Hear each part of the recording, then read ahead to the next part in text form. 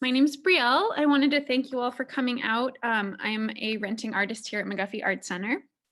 We're so excited to be able to share these artist talks with you all through McGuffey Art Center. McGuffey's located in a historic elementary school building and is one of the oldest artist-run cooperatives in the country.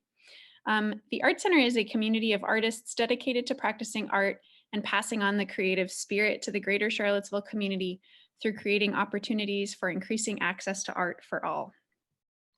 We are extremely happy to have you here today for our talk with Theo Trotter, who is a papermaker and fiber mixed media artist who recently completed a short residency at McGuffey Art Center for the month of January, our first resident in our new residency program.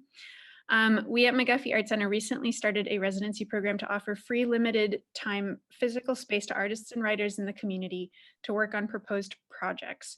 Artists are able to pitch a use for the studio space and work on starting and finishing a body of work.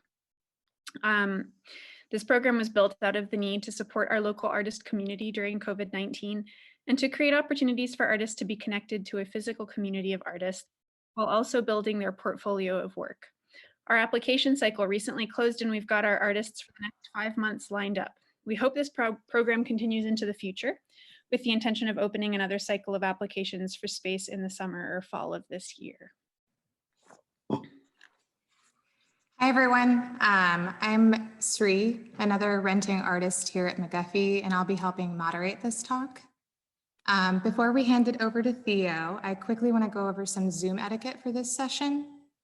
Please be mindful to keep yourself muted for the duration of this talk. There'll be a little bit of an opportunity to ask questions toward the end. The mute button is on the bottom left-hand side of the screen. And also this session is going to be recorded and it'll be available for viewing after the talk today on our website, as well as our YouTube channel. That being said, if you don't want your face to be recorded during this talk, you can turn off your video using the bottom left-hand side of the screen as well. If you have any questions or comments that you want to share or interact with other folks who are here today, or have comments you want to share with Theo, you can use the chat function to type in any questions, and it's located at the bottom center of the screen. And Brielle and I will keep an eye on that chat box and bring up any relevant questions for Theo, and we'll also field questions to Theo toward the end of this talk, so you'll have an opportunity to ask. But I want to thank you all for joining us, and I'll get started introducing Theo and then pass the mic over to him. I'm going to share with you all some of Theo Trotter's artist statement about his current body of work. Theo Trotter is a papermaker, fiber mixed media artist, and writer, currently based in Richmond, Virginia. Theo has been currently working on developing a body of sculptural fiber artwork, incorporating mixed media such as discarded or old clothing, lace, medical supplies, and different textures and densities of paper. His sculptures consider the processes of human existence, the buildup of scars, wrinkles, bruises, calluses, or other marks that speak to a person's history. Theo's work explores non-narrative and non-linear forms of storytelling through imagery drawn from his materials, which create connections to memory and the act of remembering. He's drawn to creating images that walk the thin line between beautiful and disgusting, understanding that both can exist in one entity. We're so happy to have Theo here today, and I will pass it over to Theo, and maybe he can share a little bit with us about his development as an artist and writer, or just his artistic background coming up to this new style of work or new body of work that he's been working on. And I'm going to share a little slideshow presentation as Theo's talking to share a little bit of Theo's work.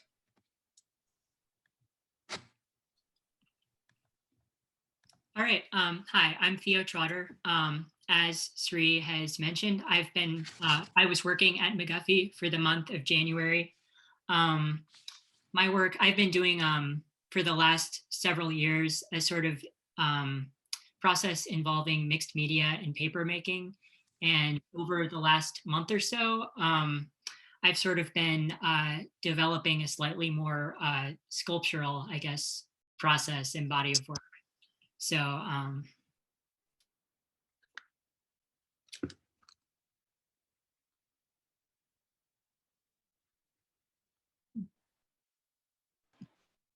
you just muted me. Yeah. Awesome.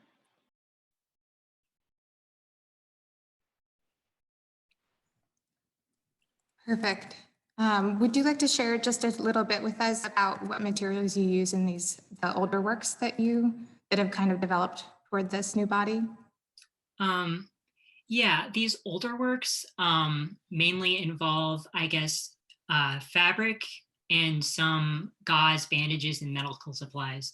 So the fabric that is used in these, as you can probably sort of tell, is mainly clothing and bedding. So, clothing and sheets and things like that. These are they're mostly items that are, worn on the body or reference the body in some way. So that's sort of what they have in common. And what has changed since then is sort of my introduction of paper into the process. Amazing. So that's what those first three images are my early work in this vein. Thank you, Theo. Thank you so much about sharing this earlier body of work. We do have a few questions for you, and Sri and I are going to direct some questions toward you now about your work, what it's about, and also the artistic process that undergoes your work. I think Sri has the first question. Yeah, I guess my first question is, would you like to share with us a little bit about any recurring themes that you explore in your work? Yeah. So speaking, I guess, very broadly, my work sort of has to do with themes of gender, memory, and the body. So in my artist statement, I talk about how my work sort of references the trans body as a palimpsest. You might not know, you might understandably not know what the word palimpsest means, but it's defined as a manuscript or piece of writing material on which the original writing has been effaced to make room for later writing, but of which traces remain, or as something reused or altered, but still bearing visible traces of its earlier form. So, it has to do with, I guess, transgender experience or in like gender transition. But there's also this idea of the palimpsest, as I said, sort of a built up history in the body. And so sort of a theme of memory, but not so much memory the way we talk about memory. You relate a memory to someone else, I guess in more of a narrative format. Like, oh, today I woke up and I looked out the window and I saw this. But really sort of the experience of remembering something is often more sort of fragmentary. So, maybe sort of just a flash that's related to you smell something and it brings you back to, oh, this one day in my childhood or something like that. So generally sort of this idea of history being recorded in the body and sort of memory as these fragments that are recorded there, I guess is how I would describe that. That makes a lot of sense visually looking at your work. Thank you for describing it so eloquently because, yeah, I don't know, that it makes a lot of sense, especially with the edges of your work, the fragmentary nature of them. I have the next question. In your artist statement, returning to your artist statement, you speak about dabbling around the thin line between beauty and disgust in your work. What do you feel like that says about your work, or why are you drawn to making that statement? Well, that's, yeah, a very important component of what I do. As I sort of mentioned before, my work has a lot to do with the body. It sort of references human anatomy to a certain extent, sort of implies it a lot. And I feel like this sort of dichotomy between beauty and disgust kind of comes naturally out of that. Like, for example, one thing that I often sort of look at for inspiration is like anatomical drawings and things like that. And often with these types of materials, there will be, the drawing is like beautifully done. It's very intricate and beautiful to look at, maybe with beautiful colors. But there's also this sense of like ick, like there's kind of a gross feeling to look at it as well. And sort of this meeting between beauty and disgust creates sort of a really interesting tension, I think, when you find something beautiful, but you're also in a way a little bit repulsed. It creates a little bit of a more of a challenging experience for the viewer, and I think a bit more interesting experience for the viewer. And it's also a way of sort of playing with ideas of like beauty and ugliness and things like that.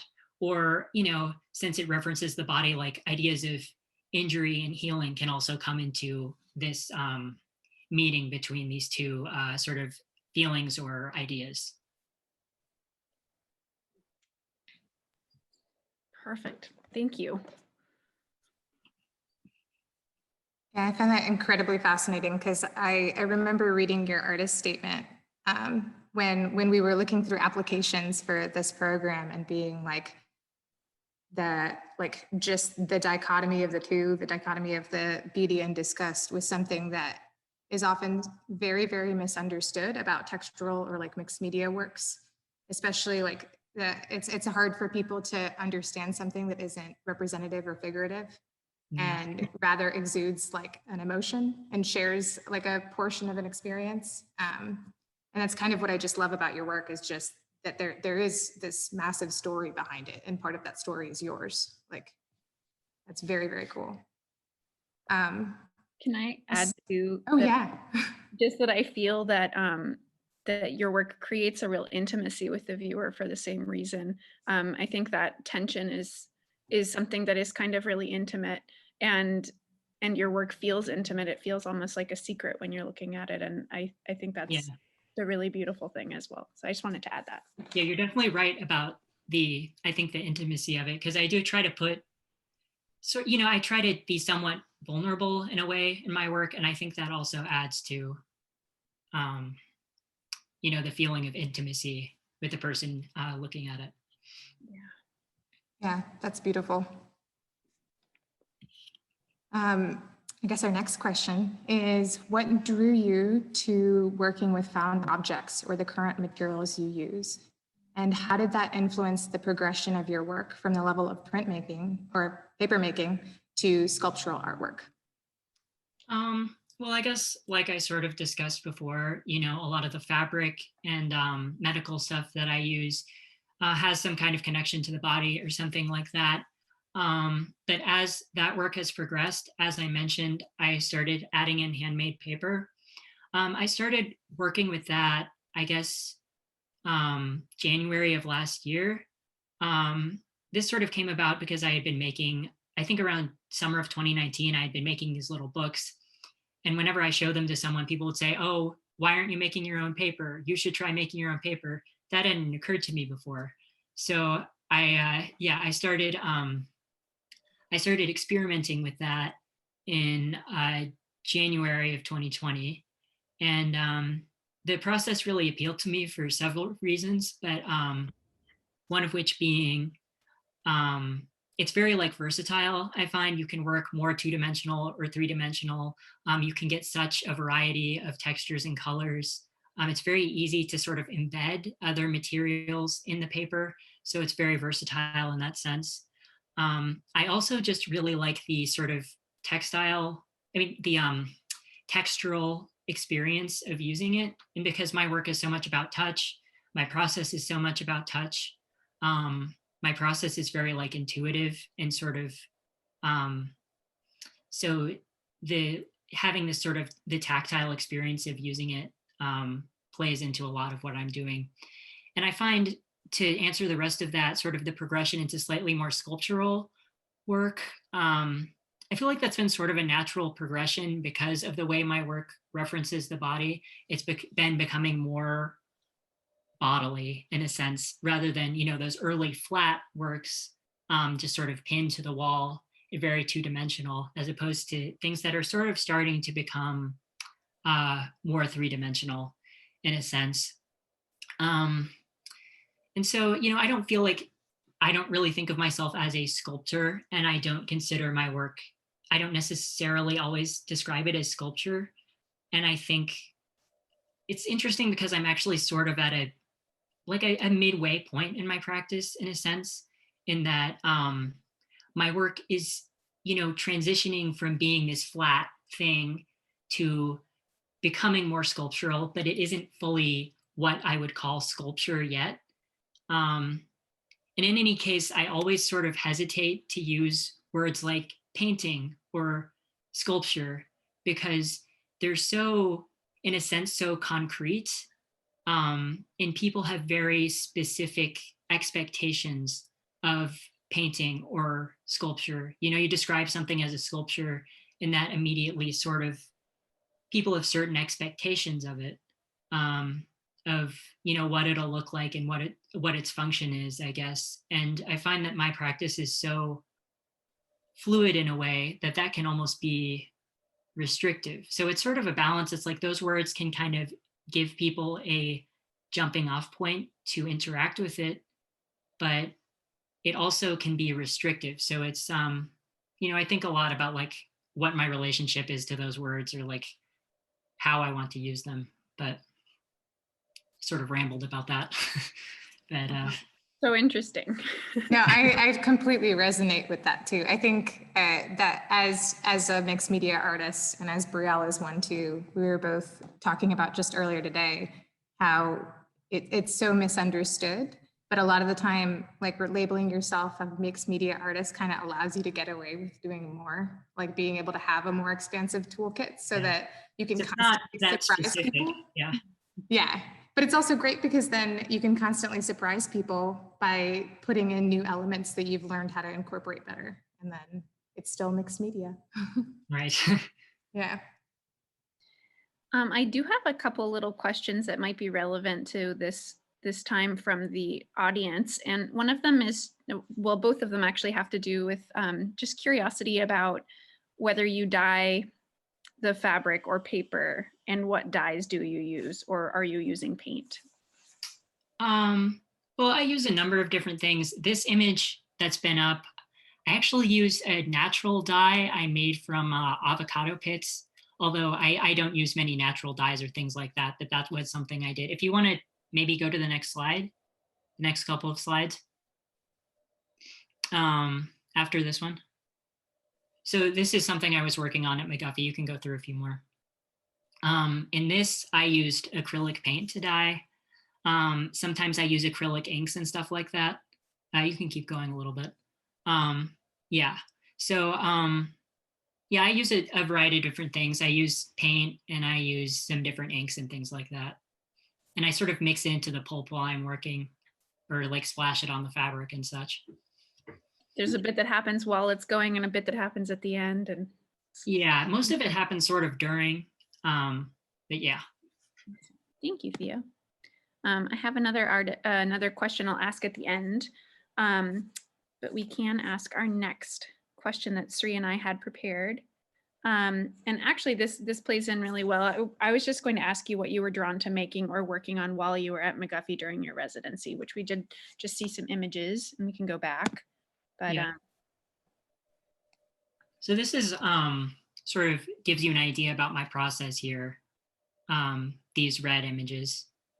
You can go back to the slide we were just on or whatever. Yeah, so that gives you an idea about the process of making that. But I guess, my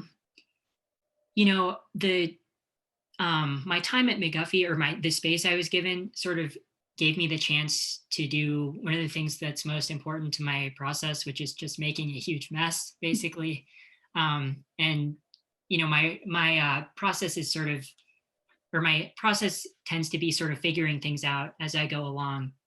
So it sort of gave me the opportunity to experiment, and like through that experimentation, it sort of gave me the opportunity to start experimenting with, I guess what we've sort of already discussed is slightly more sculptural, slightly more three-dimensional work. But maybe you should show these last two images. These are the other things that I made at McGuffey. Yeah, so I sort of envision these like sitting on the floor or on a pedestal or something like that, as opposed to my older works that would go on the wall. But this is a very small piece and the other two are larger. Yeah, this one and that one. Awesome. I guess to piggyback off of that other question, did you find that the space was conducive to your creative process, or what do you feel like are the specific constraints or necessities tied to the work that you make? Yeah, I felt that one thing that was conducive to working consistently was sort of, being in a space with other artists working, can also give you sort of a motivation um, to work consistently. Um, I guess, one constraint that I was working with was the time that I had. I obviously wasn't in there for an unlimited time. It was a 1 month period. So I had to, I mean, that was, I think, a very good amount of time for me to be in there because it was enough to get something done, but a short enough amount of time that I felt like, oh, I better get in there and finish something. It was so sometimes it's good to have constraints because I think it can motivate you to work or sort of inspire you to go in a different direction or something like that. But I didn't feel that constrained as relates to space or anything like that, I guess. It can be nice to have those borders so it's not overwhelming to try to do too much. Yeah. I'm glad it worked so well for you, Theo, as a space. I have a couple questions from the audience on your practice or your process actually, that kind of tie into this. Theodora Teichman says, I'm curious about your process from your work and your talk. It seems like a very interactive and active process in the relations between your body and the textiles. How do you start and how do you react as you go? How do you engage yourself in building up these layers? That is a very good question. And, it's difficult to talk about in a sense because I feel like my work and the way I create the work is very like separate from words, or it's very like non-verbal. What I'm trying to communicate and what I'm working with is stuff that is sort of divorced from words. I'm communicating it through art because it's difficult to express it verbally. So it's almost hard to, talk about my process. But often I start, I'll gather some fabric or some materials that I find, I like the color or the texture has some appeal for me. And I'll, crumple it up or sort of handle it a lot often to begin with. Because my work has a lot to do with touch. And I find that that's a helpful way to sort of start. And lately what I've been doing after that point is often I'll, pour some paper pulp onto it or something like that. And from there, it's sort of, an intuitive sort of thing. And, it's like in sort of this push and pull also between beautiful and disgusting comes back into play because I spend a lot of time like balancing that. So I hope that sort of answers the question. Yeah. Yeah. I did have, we can, I think these two are sort of in line as well. One of them is Chris Iraheta was asking if you aim for a certain stiffness in the paper you make, or basically how you approach making the pieces that are intended to be hung on a wall, how they're prepared, if you have a process to that. I guess I don't really have a process for preparing to put them on the wall. Actually, often it's interesting you ask this because putting these pieces on the wall is kind of an ordeal because often they're very fragile. They're sort of complicated. It's not like hanging a painting where you just put it up on a hook or something. There are so many little pieces, and because there are so many small details that I feel need to be in a certain configuration, it's actually very complicated and kind of a pain to get it up on the wall. So I don't have a specific process for preparing them to go on the wall, although perhaps I should.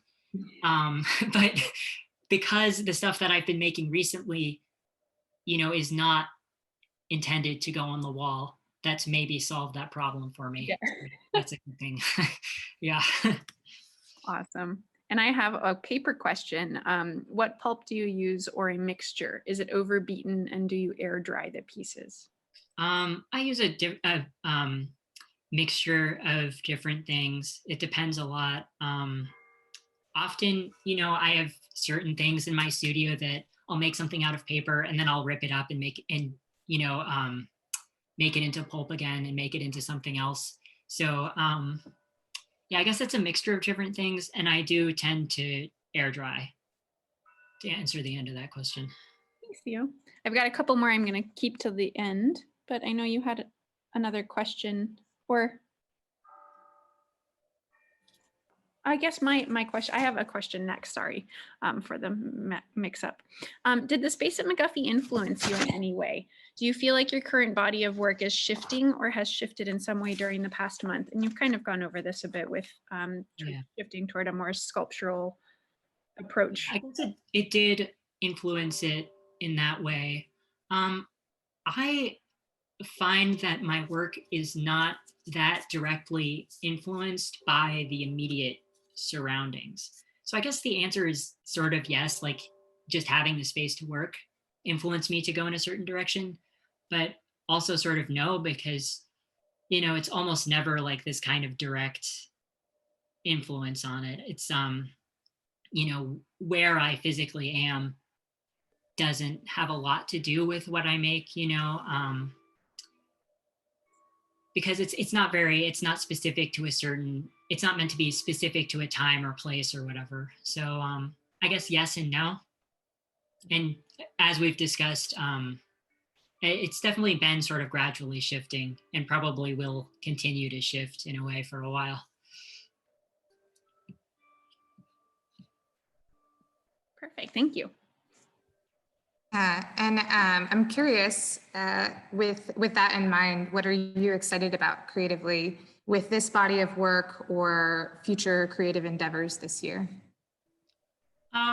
Well, I tend to sort of work in bursts. Well, I'll make like a lot of stuff at once, like over the month I was at McGuffey, and then I take some time to sort of like think and process what I've been doing.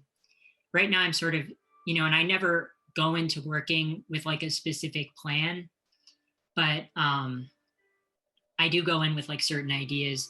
And I think what I'm sort of thinking about right now is, of course, this more three-dimensional direction, making more like physical like forms rather than flat objects, but also something I've been thinking about that I don't have concrete plans for, but that I find very interesting and that I think could be a productive sort of direction for my work in general is maybe installation in some form. And I'm not sure where that would be or exactly what form that would take, but that's something I like think about and that I think would be, again, like a productive direction and that would play to the strengths of what I'm doing in a way. So that's just something I'm thinking about.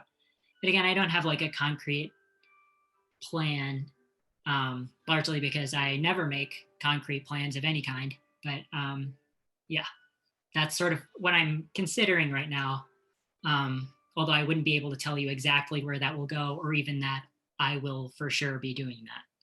But it's something I think about. Still really good to know. I do want to say that I feel your pieces are probably almost just as interesting on the back, as it were, as they are on the front a lot of the time. And it'd be really neat to be able to walk all the way around them. Something that I've thought about a couple times seeing your work. I have another question for you, which is just where can people learn more about you and your work before we go into the rest of the audience questions? Well, as you can see here, I'm going to have a few pieces in this show on paper at the Anne Marie Sculpture Garden in Maryland. So those will be 2 small pieces that I made early last year. And so that's an opportunity to see them in person. If you want to read more about my work, you can visit my website, theotrotter.com. And if you want to see more of it and also stay up to date, like on any shows that I'll be in the future or any future talks or events of any kind, you should follow my Instagram, which I update very regularly, which my handle there is @Theo Trotter. And that again is the best way to like stay up to date on news of like what I'm planning to do in the near future as far as like shows or talks or anything like that. The Instagram is, I mean. Putting everything in the chat box for people. Here we go. Okay, awesome. Yeah, I think we can start with audience questions. We have just a couple more. So Tom Trotter wanted to know, are there any artists, visual or otherwise, in particular you have drawn inspiration from or your current work, for your current work, sorry. Oh boy, you know, I feel like I never believe people when they're like, oh, nobody influenced my work or whatever. So I'm not going to say that. Although, you know, it's like I'm not consciously thinking about anyone else. Often the things I'm looking at are like photos I see. Again, like I mentioned, anatomical illustrations before are often something I look at. I look at photos and just things like that. I can't even off the top of my head, I can't think of an artist that specifically informed this body of work. Because I feel like there are influences, but it's sort of more subconscious in a way.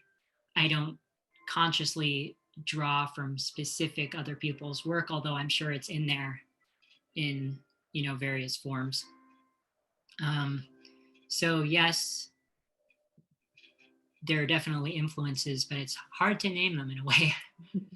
That makes sense. It's hard on at the drop of a hat to try to come up with names too.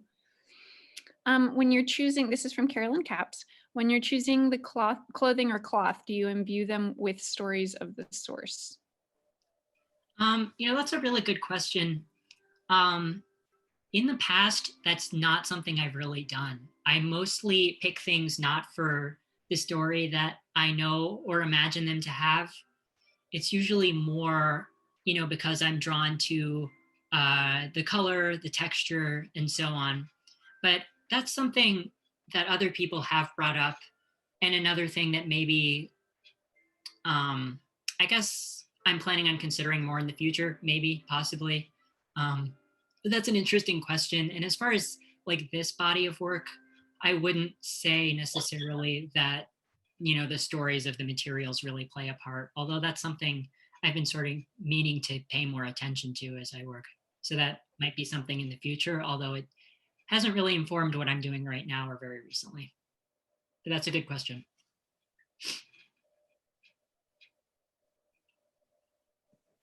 Thank you, Theo.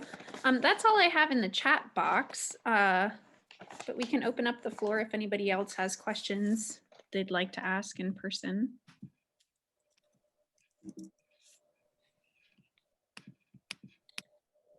Or they can write them in the box as well.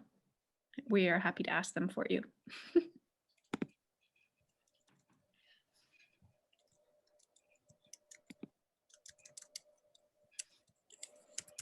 I see someone raise their hand. Yeah. Great. Hi, I just was wondering if you title your works. Oh, you know, titles are one of the biggest struggles for me, actually, because I think I mentioned before, you know, I make this work because I feel like there's something I can't communicate with words that I'm trying to communicate through my work. So a lot of my work is untitled. Everything I've made at McGuffey, I'm still thinking about titles. I'm trying to be better about actually titling everything I do for the sake of, you know, organization and so on.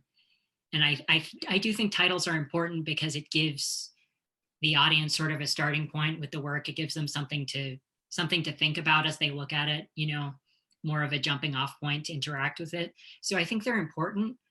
But they are something I've struggled with a lot. And those three most recent ones are not titled at all, and I'm still working on it. But yeah. Yeah, especially since you said you don't like between painting and sculpture to have it so fixed. Titles Yeah. would be a problem. So you have to find kind of a balance there where it's like, you know, it's specific enough that it gives people something to work with, but it's not so specific that it ties it down to something really obvious, I guess. Thank you. You're welcome. Thanks for the question. I have a couple more in the chat box here. I haven't, Allison P says, I haven't heard you mention it, but I'm wondering if your work has any relationship to trauma. When I view the pieces, they evoke a sort of ache within me, as if I'm viewing the quiet aftermath of something big that's just taken place. Yeah, I'd say it does have a relationship to that. And sort of, you know, the way I was talking about like history in the body, that's definitely a big part of that. Like the way trauma is sort of like the remnants of it, like what you said about the aftermath, I think is very well put. So that's definitely a big part of it. That's important to what I do, although I didn't really mention it. But yeah, that's a good observation, and it definitely plays a big part in like making what I make. Thanks, Theo. I have one from Jennifer Billingsley. What type of books did you make? Did they incorporate similar materials to the works in the slideshow? Yeah, the books I made were quite similar material-wise. I guess I was making them because I didn't have much space to work, and I had been working on a huge scale before then. You know, I had gone from having a big studio space to not having much space to work. So essentially the way the books worked were they were sort of like a collapsed version of those large fabric pieces I'd been doing early on. And so, yeah, so that was basically a way of just working with the space constraints that I had at the time. But I'm not really making books as much anymore. I might return to it at some point, but you would definitely recognize a lot of the materials and stuff that I use from the works you saw in the books. And some of them are on my Instagram page still, I think, so you can see them on there if you're curious about them. Perfect. And we are, Ayema says, do you have a sort of concrete vision of each piece, or do they unfold as you create them? Very much the second. I definitely do not have any kind of, I don't have, not only do I not have a concrete vision, I have really almost no vision at all of what it's going to look like. I really, you know, I feel I just like to make things up as I go along. And like I think I mentioned before, you know, a lot of the process is so intuitive. It has to do with touch, almost as much as it has to do with like the visual component. So that it's really just relying on sort of my intuition and what I perceive in the moment. And so I really have not only no concrete vision, but like absolutely no idea what's going to happen, basically. So, yeah.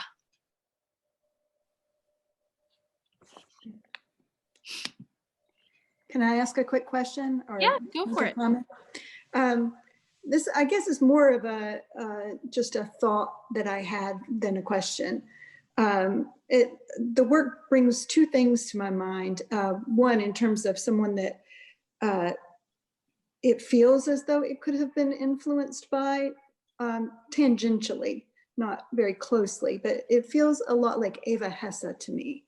I love her sculptures, and she does some really large installations, and hers are not colorful the way that yours are, but there's a kinship there to me. And I definitely think that hers is born out of trauma. And then the other thing that came to my mind was something that I read in the paper this past week, or maybe the week before, which was about a person whose job is to take, and she trained herself to do this. I don't think this was a job. She trained herself to do this. Her job is that if there are artifacts that have been recovered from some sort of event that have historic importance, she will work to preserve those things. And one of the things that she recently preserved was from the Khmer Rouge, tons and tons and tons of clothing that was damaged and bloody, and there were some images of it, and there was a real you know, there is this sort of strange beauty to the heartache of whatever has happened, and it makes you feel connected to people, even if you don't know their story or whatever. And I think that the work, for me, has that kind of feeling. Yeah, both of those points are really interesting. Now that you bring up Eva Hesse, I think there definitely is at least an indirect connection there. I do really like her work a lot. I admire her work. So I think it probably does have some, at least small, influence on what I'm doing. As far as the second, that's very interesting. And I guess, you know, leftover like clothing or stuff like that, it's powerful in a way because like it just gives you this sort of like skeleton to like imagine those people without, even if it doesn't like, it's not like a photograph where you like see the person, but it gives you enough to like fill that stuff in with your mind in a way. So that's part of what makes that so powerful. And it's interesting that you see that connection there. Yeah, it sort of makes me want to look it up and see. You probably can find it. I read it in the New York Times. It was either last week or week before last. Yeah, I'll check that out. That's interesting. Thanks, Carolyn. Mm-hmm. I do feel when you mentioned artifacts, there's something about how you're sort of freezing things in time, Theo, that feels almost like it's interesting because we don't, your work, I think, kind of almost draws a parallel between like a body and a landscape in that way, where it's like a fossilization almost that's happening with the marks that are being made. And the like actual physical embedding of things into your work is such a cool connection between like a body and the land almost. But thanks for that point, Carolyn. That was really interesting. I don't have any more questions in the box at the moment. Bernadette? Saying goodbye or?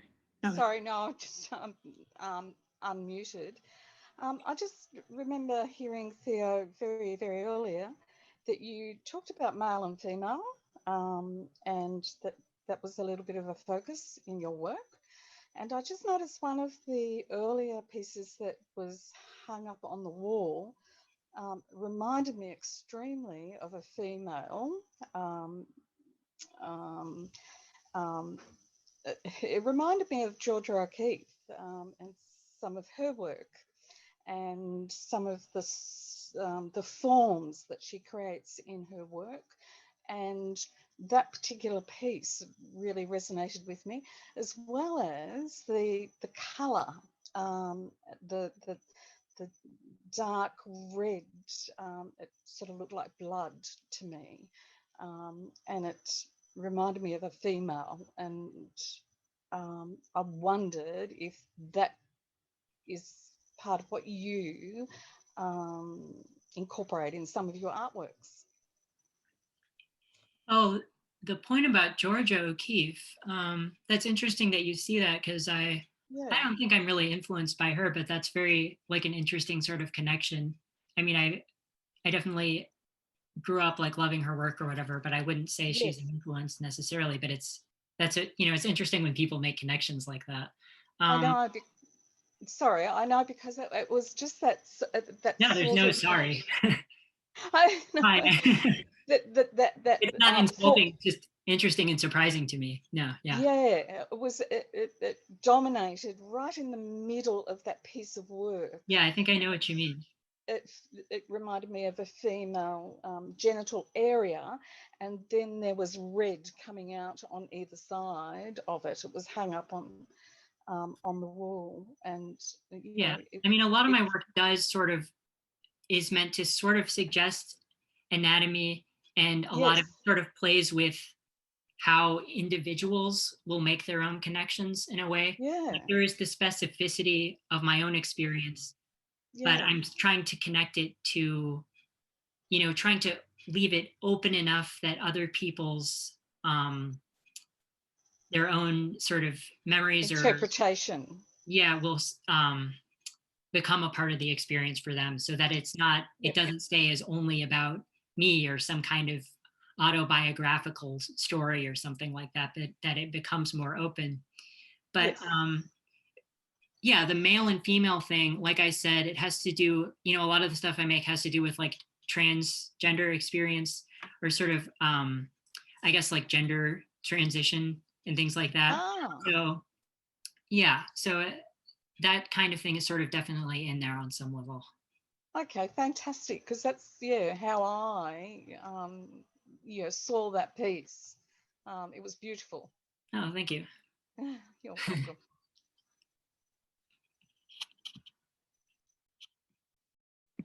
Michelle, did you have a question? Yeah, I just wanted to just say really quickly, Theo, that if you haven't seen, there are these plaster casts of figures that were burned up in Pompeii when the Yeah, I was think I doing it. have seen that. There's something so physical and like haunting and sad and sort of abstract, because the figures are just sort of these, like, I don't know, but I was there when I went there to when I was traveling, and they are just the most physical sort of embodiment that totally makes sense in I mean, it just made me think about you saying, if I could say this in words, I wouldn't be making, I mean, this is sort of like, if the words did what they needed to do, the work wouldn't look the same. Yeah. And those figures your work made me think of those somehow in that same sort of haunting, slightly abstracted, figurative form, like, anyway. I Yeah, just that's wanted to that's mention. interesting. It's like the clothing that Yeah. the Khmer Rouge that we brought up before, but there's Yeah. definitely something haunting about those remnants, and also, yeah, a connection there to my work, definitely too. So that's, yeah, an interesting sort of connection to think about. I have seen pictures, but like you, I haven't been able to see them in person, but that's yeah, an interesting Someday, connection. it's one of those things where you walk into an old room and they have the plaster cast where they found them, and they basically just poured plaster into the holes that were left by the people that burned up, which is just so spooky. But the fact that it's there and you see it is like just beautiful and tragic and all of that. So cool. I'll pop back out. Thank you. Thanks, Michelle. I think, yeah, we don't have any more in the chat box at the moment. People feel free to raise their hands. I'll try to keep an eye on all the screens, but yes, Anne.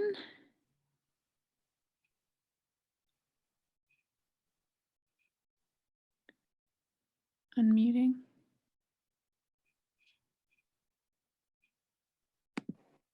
Thank you. Yeah. Sorry. I was just curious, Theo, where you like to go to find your materials. You've got such a variety. Any thrift stores, or where do you like to find your fabrics? Yeah, I guess pre-pandemic, I did used to really like to walk around thrift stores and just look at all the different materials and stuff like that. Lately, because you can like feel things and really examine them more in person. Lately, I've sort of felt like I have to order stuff online more, which I don't like that as much. But yeah, I mean, what I really especially used to do when stuff in person was more possible was, yeah, going around to thrift stores and stuff like that. Was definitely a big part of the process.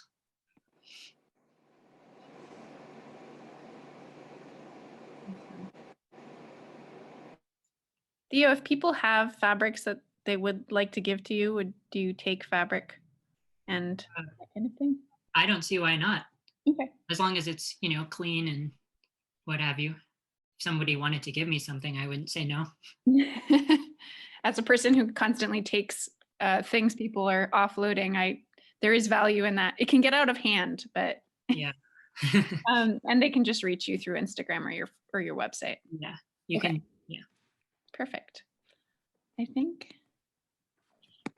we I don't see any other hands up.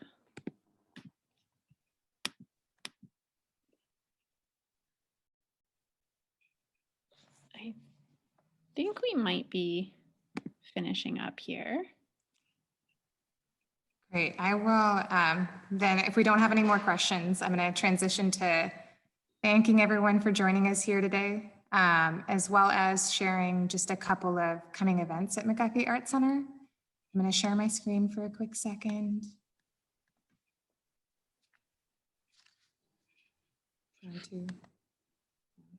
So we have a current exhibition up at McGuffey, and it's entitled Water, the Agony and Ecstasy of the Black Experience. And it'll be up for the months of February and March. This exhibition is a multi-medium showcase featuring the work of 25 Black artists from the state of Virginia.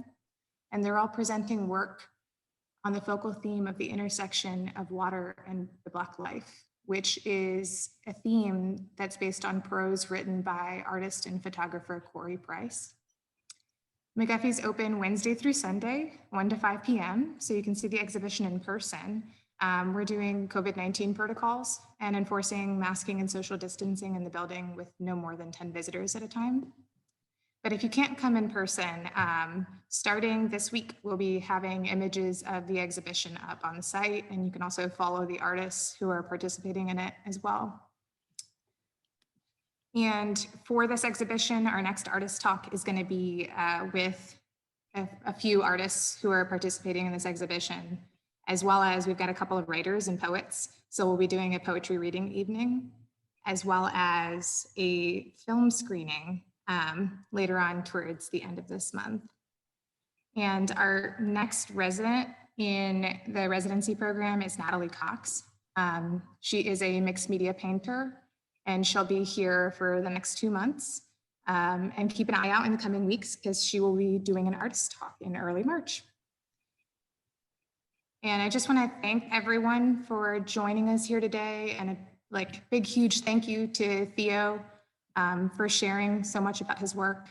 And I'm super excited for all your adventures and what you do next. Thank you all for coming out, and we will see you next time. Thank you so much, Theo. Yeah, thank you so much for having me. And thank you everyone for coming and for the great questions.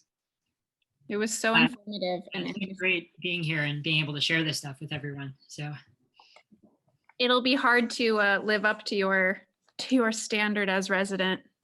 Hopefully people will. Thank you so much. Keep us posted with everything you do. We're so excited. I will. Thank you guys so much.